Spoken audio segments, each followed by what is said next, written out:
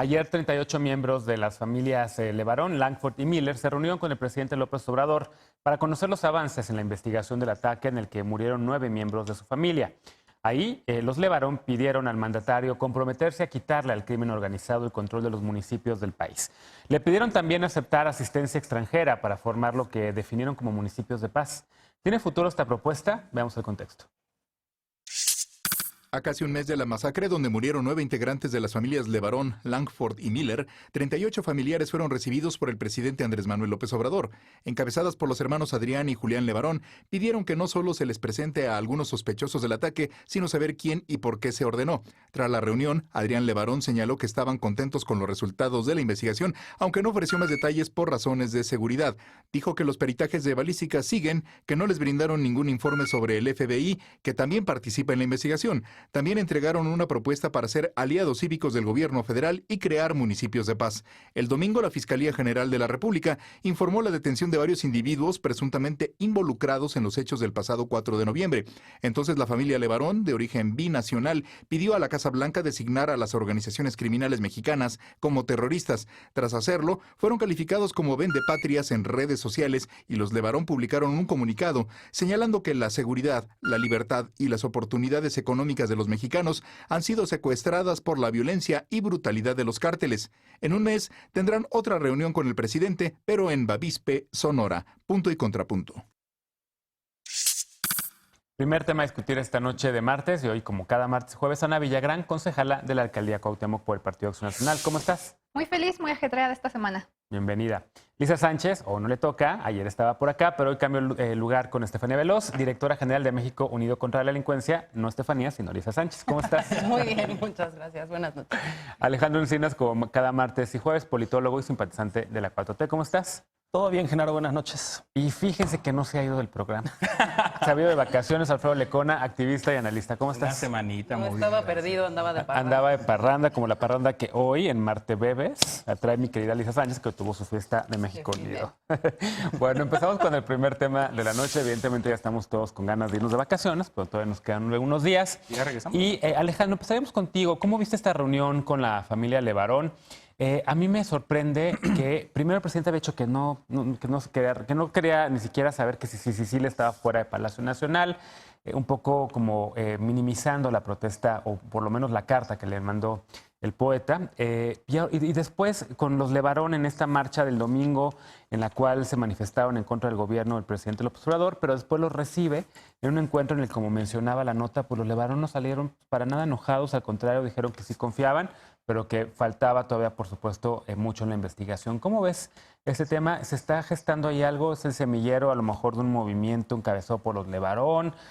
¿Hay una buena relación con el presidente o no? Digamos, ¿hacia dónde podemos pensar que este encuentro se podría dirigir en el futuro? Pues lo que es de celebrarse es que hay avances en la investigación y que la propia familia Levarón, a través de uno de sus voceros, está reconociendo que no hay simulación, sino hay compromiso de llegar al fondo por parte del gobierno de México. Y si marcharon el domingo, pues lo hicieron en su legítimo derecho a ejercer la protesta. Yo en su lugar, como familiar de las víctimas, haría exactamente lo mismo. Claro. Todo el dolor, toda la impotencia, pues por supuesto que tienen todo su derecho.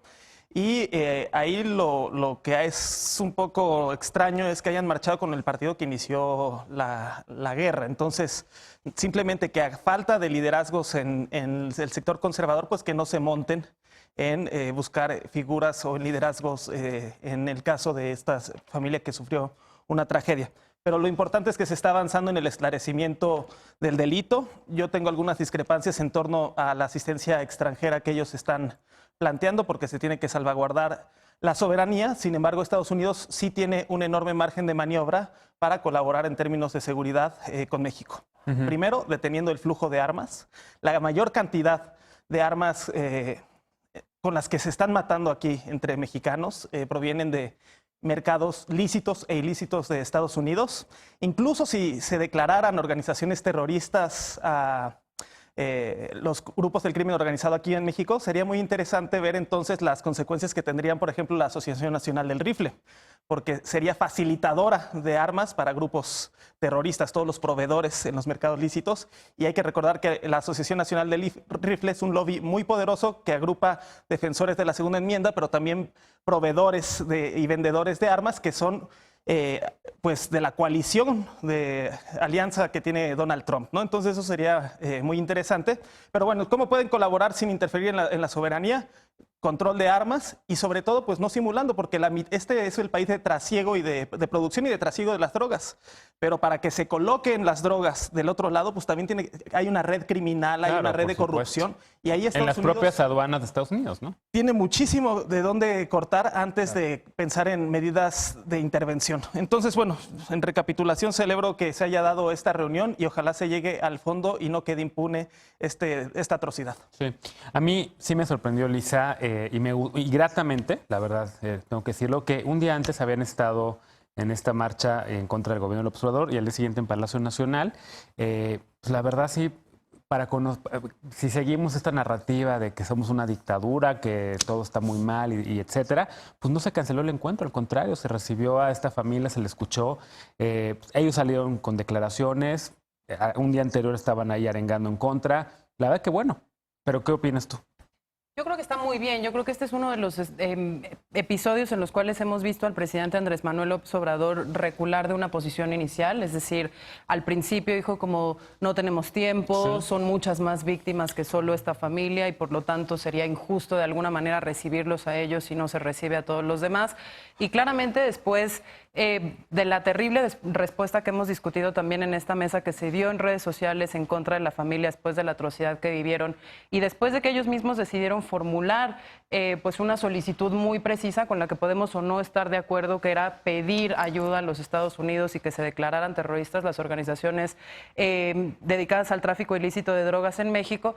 Me parece que fue un muy buen recular el haberlos recibido.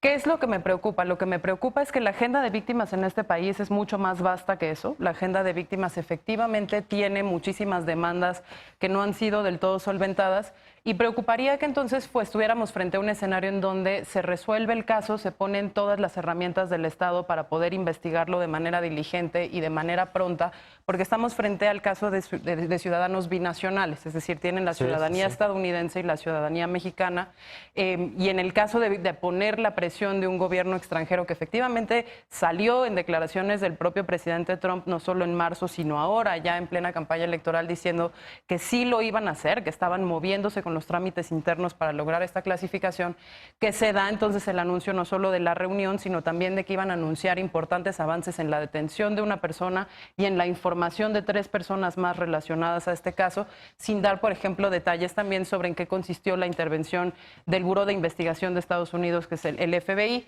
o del gobierno norteamericano, cómo se coadyuvó en esta investigación, qué tipo de coordinaciones existen y por qué únicamente en este caso. Entonces, a nosotros lo que nos preocupa como organización es víctimas. Tenemos alrededor de 2 millones de víctimas al año en este país de todos los delitos, mayores, menores, violaciones graves a los derechos humanos.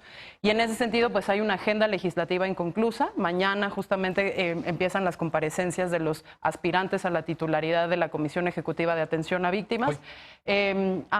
Mañana continúan. Hay, digamos, como temas todavía de modificaciones legislativas muy importantes en torno al funcionamiento de esta comisión, en torno a la atención a víctimas y sobre todo lo que hemos dicho también, Genaro, en esta mesa, ciertos esfuerzos que muy loables como la Comisión de la Verdad para Ayotzinapa, que deberían en realidad ser los esfuerzos transversales de todas las víctimas, sobre todo de aquellas de desaparición forzada, ejecución extrajudicial.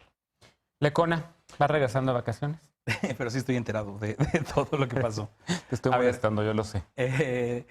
Primero, una aclaración, un mini contrapunto con lo que dicen Lisa y Alex, porque no es que Andrés Manuel López Obrador haya reculado en su encuentro con los Levarón. La verdad es que él, desde el siguiente día, si no mal recuerdo, les abrió las puertas, dijo que los recibiría, nada más como que se vacunó de que no los acompañaran otros liderazgos sociales, y de quien sí dijo que le daba flojera recibirlo era Javier Sicilia. Sí. Y ahí es donde se puede conectar un poco lo de esta agenda amplia para la pacificación y esta demanda concreta del caso de lo que padeció la familia Levarón hace 4 semanas ya. Entonces, cuando Sicilia le dirige una carta al presidente López Obrador, creo que es cuando pone el dedo en la llaga, que es justo cuando señala la agenda de justicia transicional que hemos repetido muchas veces aquí, medidas extraordinarias para la justicia, la verdad, la reparación y garantías de no repetición, que es una promesa que el gobierno de López Obrador, que el presidente López Obrador hizo durante su campaña y en el periodo de transición y que ciertamente ha sido abandonada. No se le ha vuelto a escuchar una mención de su parte de implementarla y de desarrollarla. Entonces, esa descalificación que a Sicilia todavía me preocupa, porque una cosa es lo que vimos con los Levarón este domingo y otra la marcha que ha anunciado Javier Sicilia, donde llevaría o idealmente llevaría a víctimas a Palacio Nacional. Entonces, son 2 cosas distintas. Hay muchas cosas de lo que he escuchado de diversos integrantes de la familia Levarón que sí me preocupan un poco. No digo que no tengan el derecho de hacer esas expresiones, ¿eh? Bien dice Alex, la rabia y el coraje, creo que estaremos haciendo lo mismo. El saber de los índices de impunidad en México y tener la nacionalidad norteamericana, pues cómo no los va a hacer ir a buscar al presidente de Estados Unidos. Y hay cosas que no me encantan, como cuando dicen, denos las armas y nosotros nos defendemos, ¿no? Ni siquiera me queda muy clara la propuesta esta de convertir a los municipios en municipios de paz, ¿no? O sea, bajo un modelo con colaboración internacional. Pues yo creo que no va por ahí. Creo que la colaboración internacional que sí debe de haber tiene que ser en el marco de lo que pueda brindar Naciones Unidas como asistencia técnica y demás para hacer un mecanismo internacional contra la impunidad que ponga ya los temas de justicia y pacificación de fondo y que se empiece a desarrollar esa agenda que ha sido olvidada y que ojalá este es el punto de inflexión. Claro. Levantaste la mano, Lisa, pero vamos a escuchar primero a Villagrán y después regresamos contigo. ¿Cómo viste tú el tema? ¿Qué te pareció este encuentro? ¿Le ves posibilidades de que de verdad avance la investigación? Ya detuvieron a algunos de los presuntos atacantes de la familia, ¿no? Ya empezaron a salir notas de eso. La verdad es que todo este tema de los Levarón, el domingo en la marcha lo vivimos de manera muy... Se sintió muchísimo el calor de la gente, el amor, ellos hablaron ahí, o sea, cómo los arropamos todos, o sea, desde el Ángel de la Independencia, desde que se empezaron a ver, y ya cuando llegamos a lo largo de la marcha, o sea, sí creo que su dolor se hizo nuestro dolor, o sea, sí nos volvimos uno mismo en algún momento durante la marcha, y eso creo que es algo que se tiene que resaltar mucho. Cuando llegamos al Monumento a la Revolución y ellos empezaron a hablar, los mexicanos hicieron la señal que definitivamente ya nos unió a todos como un solo pueblo. Entonces creo que sí se sintió mucho, muchos derramamos lágrimas cuando los escuchamos. Entonces, este encuentro con el presidente, yo también comparto tu impresión. También cuando vi ya la foto, o sea, de todos ahí con el presidente, pues te hace sentir como tranquilo, o sea, tranquilo en el sentido que me parece que sí les dieron una respuesta, creo que tienen más información de la que compartieron, se entiende, también lo escuché en varias entrevistas porque pues es una investigación en marcha.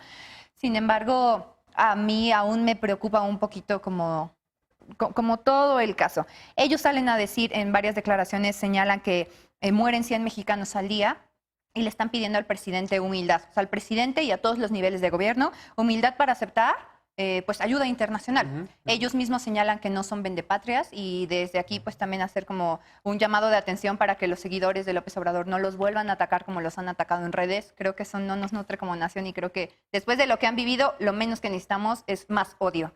Entonces, por ahí no va. Yo sigo insistiendo en que la estrategia para el norte del país en términos de seguridad sí tiene que ser distinta. O sea, sí se tiene que integrar una mesa, pero ya como abiertos a la posibilidad de esta clase de intercambios internacionales. Porque no estamos hablando de una invasión, no somos vendepatrias, como también lo han señalado y como han señalado mucho a la familia Levarón. Simple y sencillamente están pidiendo, exigiendo, necesitando otros caminos para que la gente del norte no esté sufriendo la violencia que está viviendo. Y ya lo señalamos en estados como Tamaulipas, en muchos otros. Creo que sí, estamos en un momento en el que el gobierno tendría que estar abierto a hacer alianzas de ese tipo. Yo creo que sí, más allá de que sabemos que Trump está en campaña y que esto definitivamente sí lo va a fortalecer. Lo que nosotros nos tenemos que poner a pensar en la vida de nuestros connacionales.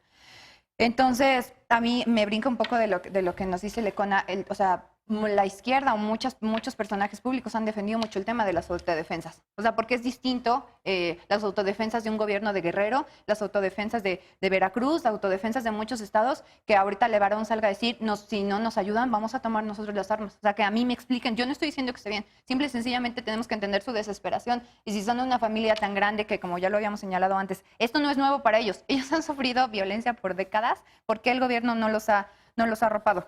Entonces o sea, me gustó la reacción de la familia Levarón, pero no me quedo como tranquila con el caso porque me hubiera gustado ver más a un presidente que al día siguiente estuviera en su tierra viendo qué pasaba. Claro. ¿Tú querías agregar algo? Me imagino que lo de justicia transicional. Sí, un poquito es explicar o desmenuzar a qué nos referimos con este término de justicia transicional, porque una de las cosas que me parece muy curiosas es que frente a estos fenómenos horribles que estamos viendo de una victimización tremenda, muy espeluznante, un nivel de violencia deshumano, ¿no? En contra de bebés, de niños, de madres de familia, etcétera, que efectivamente viven muchas personas en México, nos vamos siempre por las salidas más punitivistas, más de corto plazo, más de mano dura, que en realidad, digamos, sería lo más fácil adoptar. Creo que el sapo que nos vamos a tener que tragar todos como sociedad va a tener que ser un proceso mucho más parecido al colombiano, donde son procesos de sometimiento a la justicia y de desmovilización que requieren en gran parte, y eso se dio en el contexto colombiano, blanqueo de capitales. En cierto momento vamos a tener que llegar a ciertos acuerdos sobre qué se hace con la riqueza producida por las economías ilícitas y si hay manera de gestionar eso a cambio de desmovilización. Eso se dio en el caso colombiano. Yo no estoy diciendo que se tenga que hacer en este caso, pero que es parte de un abanico de posibilidades que, digamos, es adicional a todo este tema que solo estoy viendo de medidas ultra punitivas de más cárcel, de terrorismo, de aplicación de leyes que son cada vez más duras y que tienen muchos impactos en términos del derecho procesal, ¿no? Digamos, del debido proceso para el resto de las víctimas.